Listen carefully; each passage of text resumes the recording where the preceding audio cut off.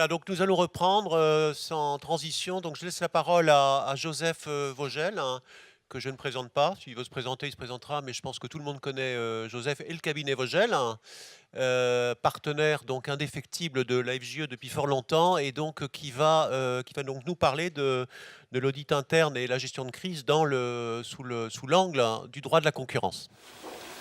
Voilà, donc on vous a beaucoup parlé un peu des nouveaux risques, et le droit de la concurrence, c'est un ancien risque, mais qui est particulièrement dangereux. Et qu'il ne faut pas sous-estimer. Donc c'est un risque majeur à ne pas sous-estimer parce que c'est un risque pluriel. Donc vous connaissez naturellement le risque d'amende. 10%, un plafond de 10% du chiffre d'affaires mondial du groupe en tant qu'amende administrative, non déductible fiscalement, ce qui l'ira encore plus cher. À ça s'ajoutent des dommages et intérêts à payer aux victimes, donc au titre du private enforcement, la nullité des accords anticoncurrentiels, un risque pénal également, dans certains cas. Alors, en France, un risque pénal limité principalement au marché public en pratique, hein, mais un risque pénal quand même d'emprisonnement et d'amende pénale. Peut-être plus grave, c'est la mise en cause de la stratégie de l'entreprise. Alors, je vous donne un exemple. Il y a quelques années, les trois opérateurs de téléphonie mobile s'étaient entendus avec des échanges d'informations et une entente de répartition de parts de marché. Bon, ça leur avait coûté 500 millions d'euros d'amende, mais ce n'est pas ça le plus grave. C'est que ça a entraîné l'apparition de Free sur le marché. Et Free, chaque fois, a pu plaider son dossier d'entrée sur le marché en disant que les autres s'étaient entendus et qu'il fallait donc dynamiser la concurrence, ce qui coûte beaucoup plus que 500 millions d'euros. Et le risque d'image et de notoriété. Alors, tous ces risques, ils sont en aggravation aujourd'hui, et même un peu exponentiels, parce que toutes les autorités de concurrence ont publié des guidelines par lesquelles elles indiquent comment elles fixent les amendes. Et depuis qu'elles ont publié ces guidelines, on voit que les amendes ont explosé. En pratique, les amendes ont été multipliées par 2 ou par 3 du fait des guidelines. Et ce qu'il y a, c'est que même le plafond de 10%, aujourd'hui n'existe plus, parce que, alors peu de gens le savent, on croit toujours qu'on ne risque qu'un plafond de 10% du chiffre d'affaires mondial du groupe, mais en fait, maintenant, les autorités de concurrence essayent régulièrement d'aller au-delà, puisqu'elles considèrent que le plafond s'applique grief par grief. Donc si vous avez 3 griefs, vous pouvez très bien avoir 3 plafonds en théorie. Alors jusqu'à présent, ils n'ont pas osé aller jusque-là, mais ils commencent à le faire et donc ils commencent à appliquer des plafonds grief par grief. Et comme aujourd'hui les infractions peuvent durer longtemps, pour des infractions qui ont duré longtemps, avec des chiffres d'affaires affectés importants, on peut avoir plus que 10% du chiffre d'affaires mondial du groupe aujourd'hui. Les dommages et intérêts, ils sont en augmentation puisque les tribunaux commencent à prendre l'habitude. Le tribunal de commerce de Paris veut être une place importante en matière de dommages et intérêts. Et donc, chaque année, le montant des dommages et intérêts en pratique, par jugement et par transaction, peut très bien dépasser plusieurs centaines de millions sur le marché français.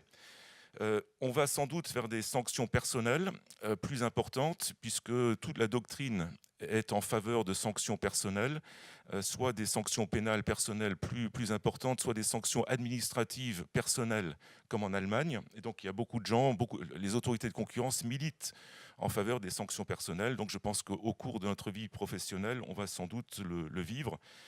Et pour la stratégie, ça reste tout à fait valable. Alors, les enquêtes de concurrence sont un peu au cœur de ce dispositif, puisque alors des enquêtes, vous pouvez en avoir des enquêtes multiples.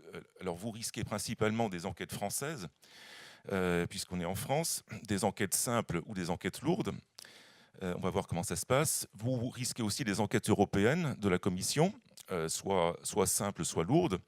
Et puis, vous risquez également des enquêtes privées, donc des procédures 145, dans laquelle un demandeur demande en fait au juge des requêtes ou au juge des référés d'être autorisé à venir chez vous pour trouver des documents et faire en fait un peu une véritable enquête de concurrence privée chez vous. Alors, les enquêtes, elles sont importantes alors pour deux raisons. Parce que, alors classiquement, les enquêtes servaient à détecter les pratiques anticoncurrentielles. Donc on lançait une enquête simple ou une enquête lourde, l'autorité la déclenchait pour arriver à détecter les pratiques. Aujourd'hui, de plus en plus, les plus grandes affaires de concurrence maintenant proviennent de dossiers de clémence, donc de dossiers dans lesquels un membre d'une entente a dénoncé les autres membres de l'entente pour échapper à toute amende, ou bien plusieurs membres ont dénoncé une entente, les seconds ou les troisièmes espérant avoir une amende moindre. Et donc, dans ce cas, l'enquête, elle a pour but de corroborer et de bétonner le dossier. Donc de plus en plus, l'enquête sert aussi à ça. Et comme il y a de plus en plus de clémences, ben, l'enquête sert de plus en plus à corroborer des clémences. Alors il faut faire attention parce qu'on ne peut pas s'opposer à une enquête. L'opposition à une enquête, que ce soit en France ou en Europe, est sanctionnée assez gravement. Alors pour la commission, l'opposition peut aller jusqu'à une amende de 1% du chiffre d'affaires mondial. Et ça peut aller assez vite parce que l'opposition, ça peut être par exemple que le soir de la première journée d'enquête, les inspecteurs de la commission ont posé des scellés sur les bureaux qu'ils avaient visités. Le scellé, c'est un bout de scotch, hein. C'est pas plus que ça, c'est pas de la cire, c'est un bout de scotch, et si on enlève le scotch, il y a marqué void sur le scotch. Et donc, il y a des entreprises qui se sont fait condamner à 20 millions d'euros d'amende parce que les femmes de ménage avaient ouvert les bureaux pour les nettoyer. Vous voyez, donc, et il importe peu que, in fine, on ne découvre rien, qu'il n'y ait aucune infraction qui ait été constatée. Si on n'a pas respecté la procédure, ben on est condamné pour le non-respect de la procédure. Et les autorités de concurrence sont vraiment très sévères en ce qui concerne le respect de leurs droits. Alors, en France, l'obstruction est sanctionnée à la fois par une amende administrative, donc on paye à l'autorité de la concurrence, et par une amende pénale, donc 2 ans d'emprisonnement et ou 300 000 euros d'amende. Alors, avant d'aborder le cas pratique, un petit rappel des deux types d'enquêtes françaises. Bon, les enquêtes européennes ressemblent beaucoup, donc je traiterai principalement des enquêtes françaises, et puis je dirai un peu ce qui diffère dans les enquêtes européennes. Alors en France, vous pouvez être confronté soit à des enquêtes simples, soit à des enquêtes lourdes. Votre risque principal sont les enquêtes simples, parce que c'est les 2 tiers des enquêtes, il y en a beaucoup. Les enquêtes lourdes sont plus exceptionnelles. Alors l'enquête simple, en fait, elle peut se faire par l'administration, donc soit l'autorité de la concurrence, soit la DGCCRF, soit les directs, sans aucune autorisation. Ils ne sont pas obligés même de motiver la raison pour laquelle ils font une enquête. Il n'y a pas besoin d'autorisation judiciaire. Ça peut être inopiné, donc ils peuvent très bien débarquer chez vous un jour et demander à voir telle ou telle personne. Ils ont le droit. Alors aujourd'hui, le plus souvent, ils prennent rendez-vous par téléphone ou par mail avant, mais ce n'est pas du tout une obligation. Ces enquêtes simples, elles se passent pendant les heures d'activité, donc de 8h à 20h. Ils n'ont pas besoin de l'assistance d'un officier de police judiciaire, ils peuvent venir tout seuls, ils viennent soit tout seuls, soit à 2. On est obligé de se soumettre à l'enquête, mais ils n'ont pas le droit, dans une enquête simple, de fouiller. Donc ils ne peuvent pas vous demander d'ouvrir un placard et de prendre un dossier. Ils ne peuvent pas eux-mêmes ouvrir l'armoire et prendre un dossier. Alors le problème en pratique, c'est que depuis la loi Hamon de mars 2014, la DGCCRF a fait inscrire dans la loi Hamon une petite phrase, c'est qu'ils ont un droit d'accès maintenant dans les enquêtes simples aux logiciels et aux données stockées. Donc la façon dont la DGCCRF et l'autorité appliquent le texte est très dangereuse parce qu'en pratique, très souvent, ils se basent sur ce texte pour faire des fouilles informatiques. Et donc moi j'ai eu un exemple récent, on le verra d'ailleurs dans le cas pratique, c'est que normalement dans une enquête simple, il faut qu'il demande des documents précis. Et il faut qu'il dise je voudrais le contrat entre telle société et telle société, ou je voudrais tel ou tel document. Dans le cadre de ce droit d'accès aux données stockées et aux logiciels informatiques, il pose la question de façon plus subreptice et ils disent donnez-moi tous les fichiers concernant la société X. Et s'il y a 1500 fichiers qui répondent à la demande, ils prennent les 1500 fichiers. Et dans le procès verbal, en général, il est marqué que l'entreprise a remis volontairement 1500 fichiers. Et dans les 1500 fichiers, ils peuvent trouver des fichiers compromettants. Donc, c'est donc un nouveau risque dans les enquêtes simples, c'est-à-dire ceux qui ne peuvent pas faire pour du papier, ils peuvent le faire pour des documents informatiques. Donc ça, c'était l'enquête simple. L'enquête lourde, elle, c'est une vraie perquisition. Donc cette enquête lourde, elle ne peut être faite que sur autorisation judiciaire en France. Donc il faut une autorisation du juge des libertés et de la détention pour autoriser, pour qu'une enquête lourde, une perquisition puisse se faire. C'est la même chose pour toutes les perquisitions en matière douanière, fiscale ou autre. En concurrence, c'est pareil, il faut donc une autorisation judiciaire. Sur les horaires, l'enquête lourde, elle peut commencer plus tôt. Elle peut commencer entre 6 heures du matin et 21 heures. Et elle peut durer plus longtemps. Donc en pratique, alors c'est très gênant parce que vous pouvez très bien voir débarquer chez vous des enquêteurs de l'autorité de la concurrence et des policiers ou des gendarmes à 6 heures du matin ou à 7 heures du matin, pendant que dans votre domicile privé, si vous êtes dirigeant d'entreprise, pendant que vous êtes en train de prendre votre petit déjeuner avec vos enfants, et ils ont le droit, s'ils sont autorisés judiciairement, ils ont le droit de venir et de fouiller chez vous. Donc le domicile n'est pas un havre de sécurité. Alors en France, comment ça se passe? En général, les enquêtes lourdes durent une journée. Elles commencent tôt le matin. Donc, si c'est au domicile, souvent ça commence très tôt, 7 heures du matin. Si c'est en entreprise, plutôt vers 9 heures. Ça dure toute la journée. Ça se termine souvent le soir très tard, à minuit ou 1 heure du matin. Mais ça ne dure pas les jours suivants. Parce que, comme il y a une réquisition d'officiers de police judiciaire, ils sont en principe réquisitionnés pour une journée. Les enquêtes européennes, elles, durent plus longtemps. Elles s'échelonnent sur plusieurs jours, souvent 3 jours. Et les enquêteurs européens s'arrêtent à 20 heures, ils mettent des scellés, ils reviennent le lendemain. Donc c'est comme ça qu'ils procèdent. Là, en enquête lourde, là, ils ont un vrai droit de fouille. Ils ont un droit de fouille, y compris des documents en papier.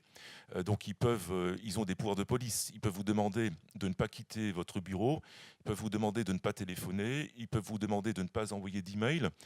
Et si vous ne respectez pas leur demande, c'est une obstruction, donc jusqu'à 1% d'amende administrative. Il faut faire très attention à bien suivre les recommandations, enfin les consignes des enquêteurs. L'enquête, elle a lieu sur les locaux pour lesquels l'enquête a été autorisée par le juge, donc soit locaux professionnels, soit domicile privé des dirigeants. Ils ont un droit de saisie de documents. En général, ils photocopient, mais ils ont également un droit de saisie. Alors, on en arrive à notre cas pratique. J'ai pris comme cas pratique une enquête simple française qui a eu lieu il y a quelques mois. Donc, c'est une enquête réelle. J'ai juste un peu modifié quelques données. Mais donc, dans cette enquête, un cadre supérieur d'une société a reçu un appel en fin d'après-midi d'un inspecteur de la DGCCRF qui lui a annoncé qu'il souhaitait le voir le lendemain matin à 9h30 dans ses locaux avec son collègue pour une enquête relative à l'entreprise. Le cadre a accepté le rendez-vous, il n'en a parlé à personne, et il s'est dit de toute façon tout ça est très confidentiel et j'ai rien à me reprocher, donc il a reçu les deux inspecteurs. En pratique, il a répondu très longuement à toutes les questions. Il a vraiment voulu être exhaustif, être un bon élève. En pratique également, il n'a pas hésité à commenter des mails qui lui ont été présentés. Les enquêteurs souvent font ça, ils présentent des mails et demandent à la personne auditionnée qu'est-ce que vous en pensez. Donc lui, il a commenté les mails de tout le monde, les siens, ceux de ses collègues, ceux des concurrents. Et quand il ne savait pas de quoi il s'agissait, il a cherché à imaginer ce que ça voulait dire. Donc, naturellement, les inspecteurs étaient très contents. Ils ont noté tout ça. Et ils lui ont demandé, bah, tiens, le client X, passez-nous tous les fichiers informatiques le concernant. Donc là, il a remis une clé contenant 1500 fichiers. Donc à la fin de l'entretien, bah, il est parti très vite parce qu'il avait un déjeuner à 13 heures. Donc il n'a pas relu le procès-verbal très attentivement, il l'a signé. Et il est parti à son déjeuner. Et 2 semaines après, il a prévenu le responsable juridique qu'il avait eu une visite de 2 inspecteurs de la DGCCRF, mais que tout s'était très bien passé. Donc, 6 mois plus tard, l'entreprise a été convoquée, cette fois-ci par un rapporteur de l'autorité de la concurrence, parce que la DGCCRF avait fait un rapport transmis à l'autorité de la concurrence, qui recommence la procédure. Et parmi les 1500 fichiers, il y en avait un qui était un bordereau de prix d'un concurrent. Donc, et ça a permis à l'autorité de la concurrence de notifier des griefs concernant une entente d'échange d'informations et de répartition de marché de l'eau par rapport à un appel d'offres. Et l'autorité a proposé une transaction. Donc voilà une affaire d'enquête simple française. Donc ce que je vous propose de regarder un peu, c'est toutes les erreurs qui ont été commises par ce brave monsieur dans le cadre de cette enquête et comment on peut faire pour essayer d'éviter ces erreurs. Bon, c'est simplement essayer d'avoir un peu des réflexes sur comment se comporter au mieux. Alors, la première erreur, c'est d'avoir, pour ce brave homme, c'est d'avoir accepté le rendez-vous comme ça, sans demander de délai, sans demander de quoi il s'agissait, sans prévenir personne, donc sans prévenir le responsable juridique, le compliance officer, l'avocat de l'entreprise, et sans vérifier non plus si c'était bien un vrai enquêteur. Donc, parce qu'en ce moment, il faut se méfier, il y a parfois des fausses enquêtes. Moi, j'ai eu récemment, il y a des fausses enquêtes en ce moment sur les biens à usage dual. Il y a des gens qui sont passés pour des services du ministère de l'économie qui font des enquêtes sur les biens à usage militaire et civil. Et en fait, il n'y a pas d'enquête du tout. Hein.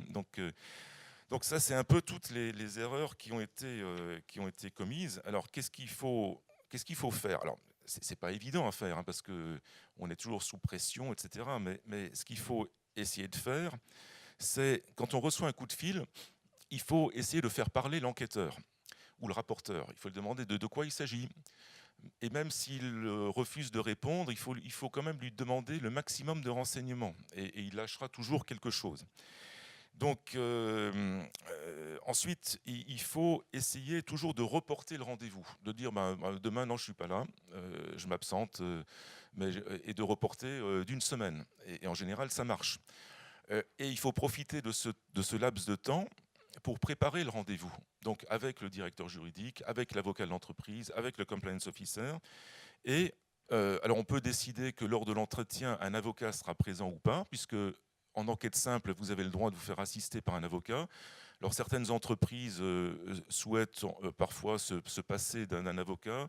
Il faut regarder au cas par cas. Hein, mais en fait, la présence d'un avocat est tout à fait acceptée et pas mal vue par la DGCCRF et l'autorité de la concurrence. Et c'est souvent quand même une bonne chose parce que l'avocat, bon, bien sûr, l'avocat n'a pas le droit de parler à la place des personnes auditionnées. Mais sa simple présence fait que les enquêteurs se conduisent autrement, de façon plus respectueuse, et font plus attention à ce qu'ils font.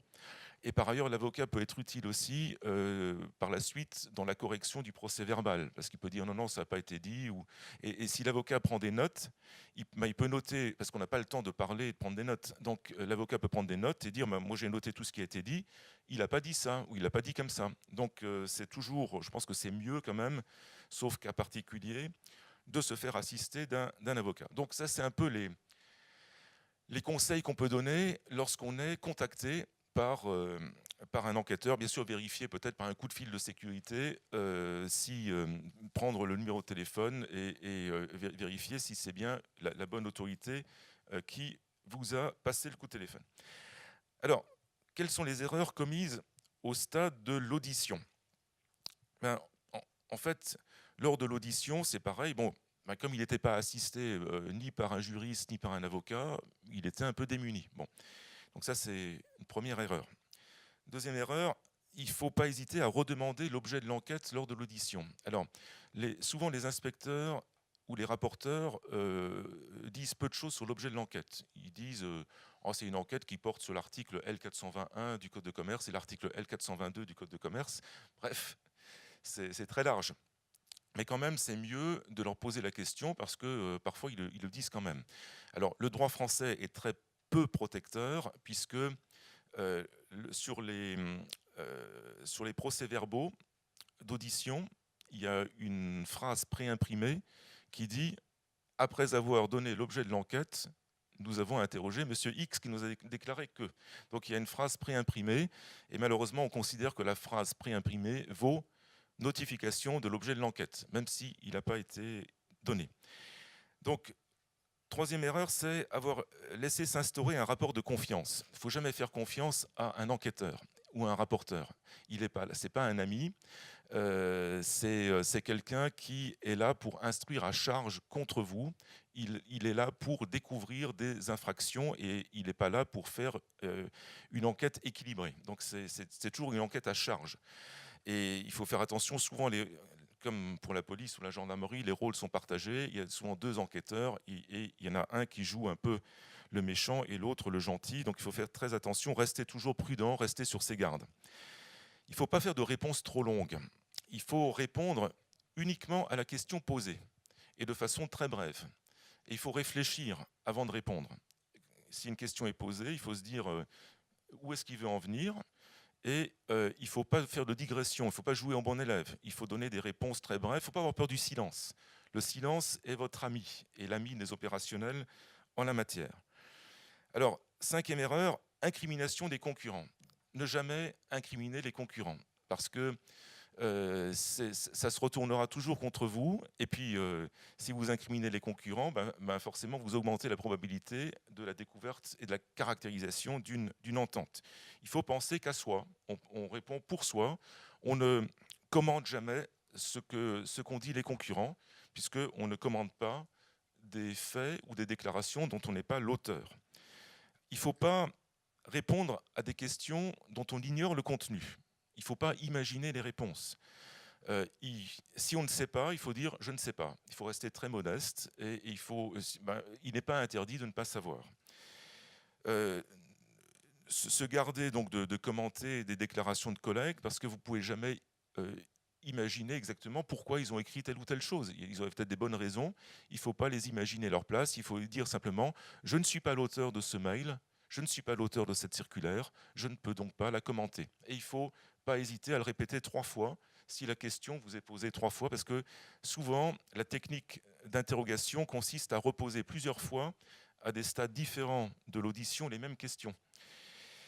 Donc, ne pas croire non plus qu'on peut dégager sa responsabilité individuelle en mettant en cause l'entreprise.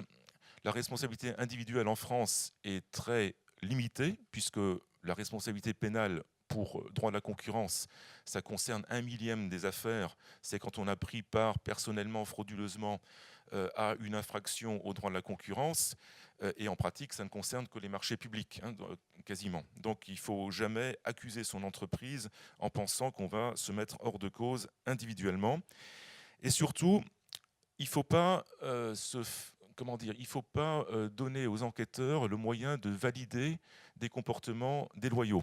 Et par exemple, si on reçoit une instruction de fouille de son ordinateur, il faut dire « je suis désolé, mais vous n'avez pas le droit de le faire ». Le Code de commerce vous permet seulement de demander des documents pré-identifiés et vous n'avez pas le droit de demander des documents en général. S'ils insistent, vous dites « je suis contraint et forcé de répondre à votre demande, mais je le fais contraint et forcé et je considère que votre demande n'est pas conforme au droit ». Et il faut l'écrire sur le procès-verbal, parce que sinon le procès-verbal se fait foi contre vous. Donc c'est une précaution très, très importante à prendre. Donc, bon, là c'est un peu la répétition de ce que j'ai dit. Donc, ne jamais devancer les questions, attendre que les questions vous soient posées et ne pas, ne pas anticiper des questions qui ne vous ont pas été posées. Alors, vous voyez, donc ça fait déjà beaucoup d'erreurs. Alors, celles-là sont plus fréquentes, hein. Les erreurs au stade de l'audition, elles sont plus fréquentes. C'est pour ça qu'il faut vraiment se préparer aux auditions. Il faut même parfois les répéter. Et il faut savoir que les auditions sont assez éprouvantes parce qu'elles peuvent très bien durer une journée entière. Et donc, il faut également, surtout, ne pas avoir d'obligation à la suite de l'audition. Il faut avoir tout son temps.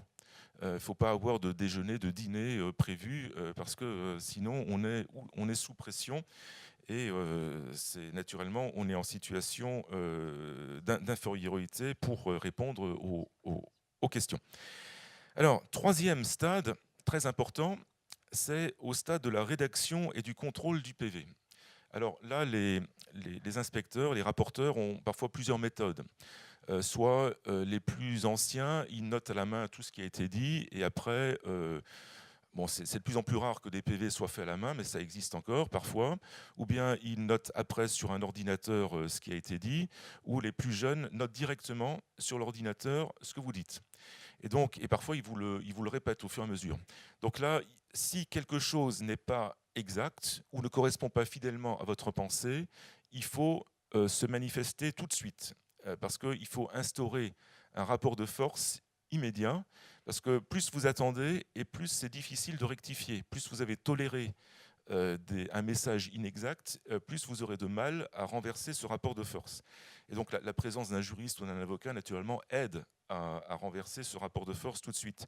Donc il faut faire attention à la façon dont les propos sont repris, parce qu'en général, l'entretien peut durer 4 heures ou 8 heures, et ce qui est sur le PV correspond à 1 heure d'entretien. Donc il n'y a que ce qui est à charge qui est écrit dans le PV en général. Donc il ne faut pas hésiter à dire que ce n'est pas complet.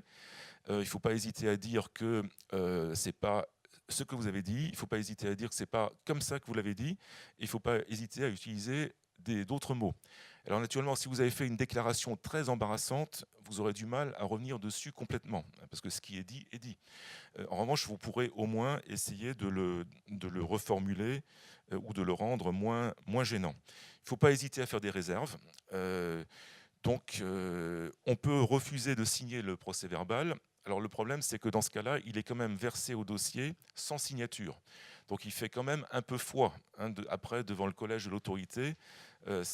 Alors, parfois, il ne faut pas hésiter à aller à l'épreuve de force et à dire « je ne peux pas signer le PV dans ces conditions ». Le plus souvent, ça finit par s'arranger et on trouve un texte de compromis avec le rapporteur dans ce cas. Donc, à la fin de l'audition, donc ça prend la rédaction du PV, la correction du PV prend beaucoup de temps. Et donc, c'est pour ça qu'il faut avoir du temps libre pour terminer la rédaction tranquillement. Dernier point, c'est la suite de l'enquête. Naturellement, là, l'erreur qui a été faite, c'est de ne pas en avoir parlé immédiatement. On a le droit de faire des erreurs, mais il ne faut pas les cacher, il ne faut pas mettre la poussière sous le tapis.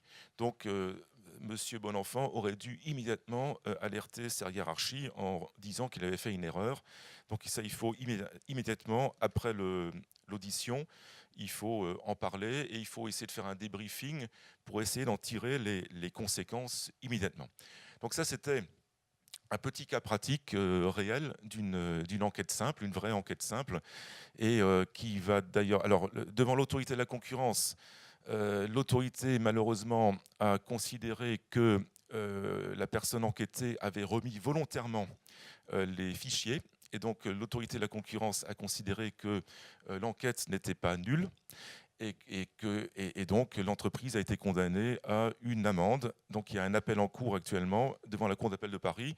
Et ça sera important parce qu'il s'agira de savoir est-ce que ces pouvoirs de fouille informatique des enquêteurs sont légaux ou pas, et est-ce qu'ils sont conformes à la Convention européenne des droits de l'homme. Donc, nous, on considère que non, qu'ils ne sont pas conformes. Le point défavorable, c'est que le Conseil constitutionnel a validé le texte des enquêtes simples. mais bon, si le conseil des enquêtes simples papier, pas informatique. Donc ça, c'est un argument négatif, mais ça ne veut pas dire pour autant que nos enquêtes simples sont conformes à la Convention européenne des droits de l'homme, d'autant plus qu'on a un autre problème dans les enquêtes simples, c'est qu'on n'a aucun recours immédiat contre l'enquête simple. On ne peut pas l'attaquer immédiatement, on ne peut l'attaquer qu'avec la décision de l'autorité de la concurrence basée sur l'enquête simple. Et donc il faut parfois attendre 5 ans avant de pouvoir attaquer l'enquête simple, ce qui n'est pas conforme non plus à la Convention européenne des droits de l'homme. Il y a un arrêt de la CEDH concernant des contrôles tchèques qui a considéré qu'il fallait un recours autonome sur les enquêtes. Alors, quelques mots. Alors là, je n'ai pas fait de cas pratique, mais c'est un peu des recommandations générales en cas d'enquête lourde. Donc c'est le deuxième type d'enquête, les perquisitions. Donc on va passer plus rapidement sur l'enquête lourde. Donc les enquêtes lourdes, donc, ce sont des perquisitions totalement inopinées, dont on n'est pas prévenu à l'avance. Elles ont lieu donc de façon sur autorisation du JLD. Malheureusement, le JLD donne les autorisations sans trop contrôler, puisque l'administration présente une requête pré-rédigée et un projet d'ordonnance. Le JLD local ayant 36 000 autres choses à faire, en général, signe sans contrôler les demandes qui lui sont présentées. Donc, on est vraiment obligé de déférer à l'enquête lourde. Il faut bien gérer le début de l'enquête, accueillir les enquêteurs dans une salle vide, naturellement, vide de tout document, avec un photocopieur à proximité, faire les vérifications nécessaires sur l'ordonnance, sur les cartes professionnelles, etc. Avertir les avocats immédiatement, avertir naturellement le compliance officer. Il faut qu'il y ait des procédures d'avertissement qui soient faites au niveau de l'accueil, au niveau de la direction juridique. Il faut que vous ayez les téléphones portables, les mails des avocats pour qu'ils puissent venir rapidement. En France, les enquêteurs n'attendent pas les avocats. Les enquêteurs de la commission attendent en général un quart d'heure, mais ça veut dire qu'en général, l'enquête commence hors la présence des avocats. Mais il faut qu'ils soient prévenus le plus vite possible. Il faut donc signer le PV de notification, faire des réserves, notamment au niveau du PV notification, s'il y a des erreurs sur le siège social, etc. Voilà à quoi ça ressemble, hein, une ordonnance, c'est ainsi. Après, quelques précautions à prendre que vous aurez au dossier. Gérer la communication. Comme le disait Jean-Yves, il ne faut pas se précipiter pour appeler tous les collègues qui a une enquête en cours. Parce que celui qui va décrocher le téléphone chez les collègues, c'est sans doute un inspecteur ou un rapporteur de l'autorité, hein, puisque les enquêtes en général lourdes ont lieu de façon simultanée, peuvent avoir lieu dans 10 entreprises, un syndicat à la fois, avec 50 personnes qui sont chargées des enquêtes aux différents endroits. Alors, on diffuse parfois un message interne rédigé par le compliance officer qui dit « Une enquête est en cours dans l'entreprise, je vous demande de coopérer avec les enquêteurs ». Et souvent, on présente ce mail aux enquêteurs pour leur dire on va diffuser ce mail pour que toute l'enquête se passe bien et que personne ne soit surpris. Donc c'est ce qu'il faut faire. Ne pas détruire effectivement les documents. Alors il y a 20 ans, quand il y avait une enquête, parfois on se rendait compte en allant voir la broyeuse qu'il y avait un supplément des mètres cubes de documents broyés. Alors aujourd'hui, ça ne sert plus à rien puisque tout est informatique, quasiment à 99%. Et puis en plus, si vous êtes découvert en train de broyer des documents, c'est un délit d'obstruction à l'enquête caractérisée et donc c'est à déconseiller absolument. Donc les réserves, je vous ai mis quelques exemples de réserves, mais bon, ça c'est le travail des avocats, du directeur juridique. Hein. Vous en avez plusieurs. Il ne faut vraiment pas hésiter à le faire parce que c'est uniquement grâce aux réserves que vous arriverez à faire des contestations par la suite. Alors les correspondances avocat-client. Alors en enquête concurrence, elles sont encore assez protégées. C'est-à-dire que normalement, alors ça ne veut pas dire qu'elles ne peuvent pas être saisies et qu'elles ne peuvent pas être lues. Les enquêteurs vont les saisir, notamment si elles se trouvent dans la boîte mail. Comme en France, ils saisissent la boîte mail en entier, ils vont avoir les correspondances avocats-clients et ils vont pouvoir les lire. Donc ils seront au courant de tas de choses. En revanche, ils n'auront pas le droit de l'utiliser contre vous. Et ils sont obligés de vous les restituer dans le cadre des recours que vous ferez. C'est une précaution limitée. Pareil, si en général, ils considèrent que même si le message a été retransmis, contrairement à ce que considèrent les juges d'instruction, ça reste une correspondance avocat-client. Donc il y a, je dirais, en matière de concurrence, une vision assez large du périmètre avocat-client, mais une protection quand même assez limitée. En cas de saisie des correspondances avocat-client, il faut protester. S'ils les lisent, il faut protester, il faut le marquer dans le procès verbal, il faut dire qu'ils n'ont pas le droit, il faut demander la mise sous scellé des correspondances avocat-client. Ils ne le feront pas forcément, mais un jour peut-être que ça marchera, que ça pourra être contesté. Donc là, vous avez les conseils de Jean-Yves, quelques réserves également.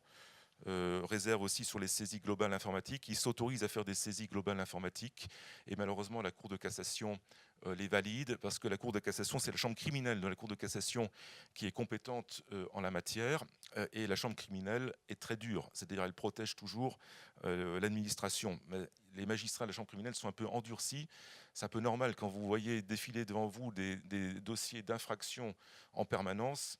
Vous avez tendance à devenir plus sévère. C'est humain, mais malheureusement, tant que c'était la chambre commerciale, il y avait pas mal d'annulations. Depuis que c'est la chambre criminelle, c'est quasiment jamais, sauf quand l'administration fait une erreur grossière, du genre, il leur arrive de pas... Parfois, les présidents de cour d'appel de province vous donnent raison. Et dans ce cas-là, le délai de cassation est de 5 jours à compter du prononcé. Et l'administration, parfois, oublie que c'est 5 jours à compter du prononcé, il croit que c'est 5 jours à compter la notification, et c'est quasiment les seuls cas dans lesquels on arrive encore aujourd'hui à faire annuler des procédures. Alors, pour terminer, pour bien se préparer, il faut déjà faire ce genre de formation. Il faut que vous les répercutiez auprès de vos opérationnels pour qu'ils ne fassent pas toutes ces erreurs. Et s'ils sont prévenus, ils auront moins tendance à les faire. Vous pouvez faire des simulations d'enquête, des petits jeux de rôle.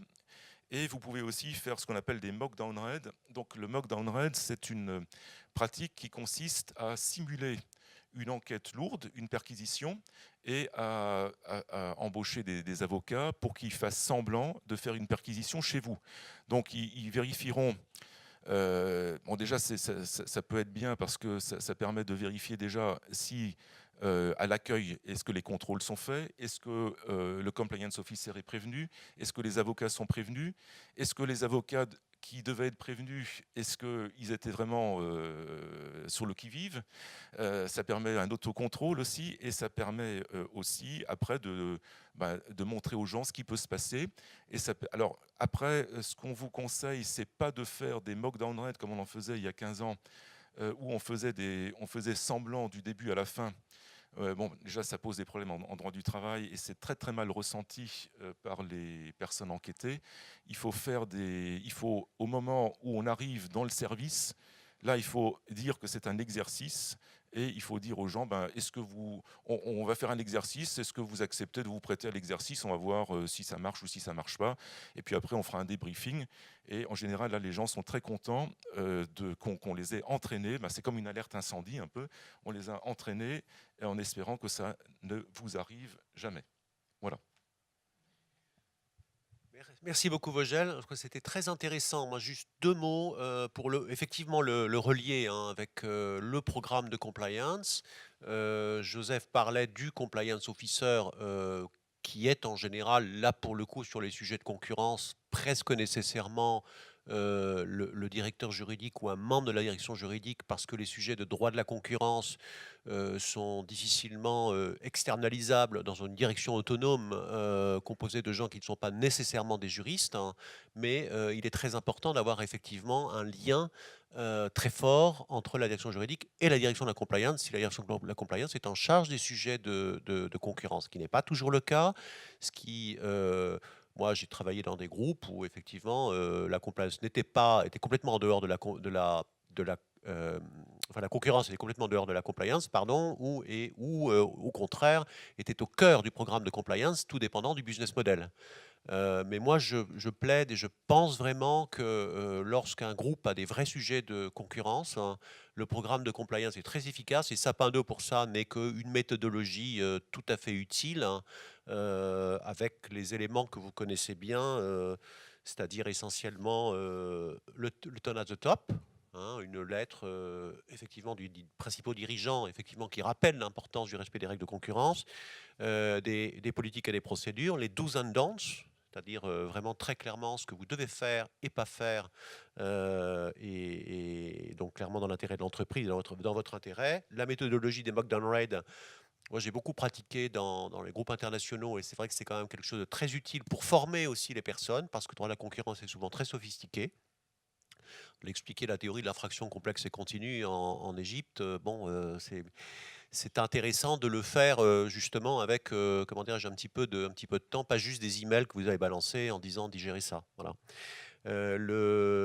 Les formations sont clés, sont absolument clés. Et puis aussi, c'est une manière très importante pour l'entreprise de pouvoir se préparer, le cas échéant, à mettre en œuvre la stratégie qui lui appartient, qui est éventuellement de devoir coopérer avec les autorités.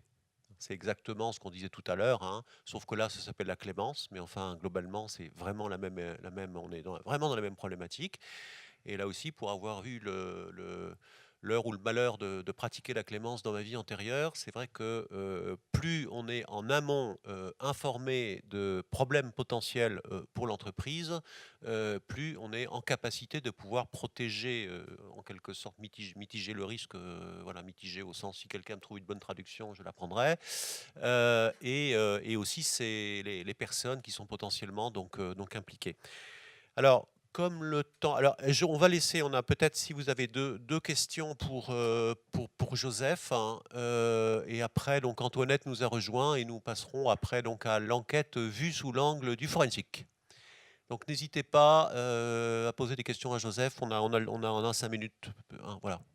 Peut-être que on pourrait parler des enquêtes lourdes de la commission, qui elle ne saisit pas la boîte email intégralement, mais et que l'on doit essayer de maintenir dans le champ de l'enquête.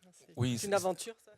Oui, alors c'est vrai que les enquêtes de la commission présentent quelques différences, et c'est vrai que la commission agit peut-être de façon un peu plus respectueuse du droit des entreprises, puisqu'elle procède plus, elle procède par mots-clés avec des systèmes d'interrogation informatiques. Elle prend uniquement une copie des documents répondant aux mots-clés, hein. Et par ailleurs, elle fait des enquêtes qui sont un peu moins stressantes, puisque en général, c'est des enquêtes qui s'étalent sur 3 jours, hein. Donc, c'est comment dire, c'est l'avantage de la commission. Souvent, les rapports avec les avocats sont peut-être plus courtois aussi, puisque souvent, comme je vous l'ai dit, ils attendent que les avocats arrivent, et les enquêtes se passent plutôt de 9h à 20h, 3 jours de suite, de façon un peu plus tranquille, hein. Ce sont donc quelques avantages des enquêtes de la commission.